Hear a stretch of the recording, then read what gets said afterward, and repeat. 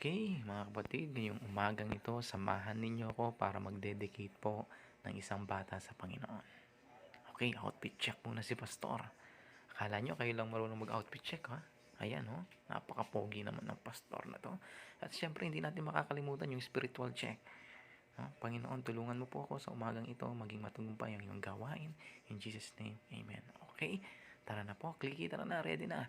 Alis na tayo, punta na tayo sa venue, baka pa tayo ay malate. Babay mo na. Ayan, ang aming napakagandang daan. No? Sa Sitio Camachiles, Barangay Santo Niño. Babay muna at pupunta kami sa Bamban proper. At ayan, nakarating na po si Pastor at wini-welcome niya po yung mga bisita, mga ninong at mga parents sa gagawin na dedication kay Baby Clarence. So yun, sumasayaw-sayaw si Baby Clarence kasi nainitan siya. Dito nagsindi na kami ng kandila. No? Ang kandilang malaki na yan ay sumisimbolo sa ilaw ng Panginoon na nagbibigay ng gabay, proteksyon at tumutupad ng mga pangarap. No? Ayan po, sinindi po ng magulang kanilang mga kandila dun sa malaking kandila. Ito po yung sinisimbolo na ibinibigay yung authority sa kanila para mapangalagaan ng bata. At sinindi po ng magulang ang mga kandila ng mga ninong na sumisimbolo naman na ibinibigay ng magulang ang authority na maging part po ang mga ninong at ninang sa buhay ng kanilang mga anak. No? So ayan po. Dito po, ini-explain ni Pastor kung ano ba ang dapat gawin ng mga ninong at parents para mabigyan ng magandang buhay itong baby na ito.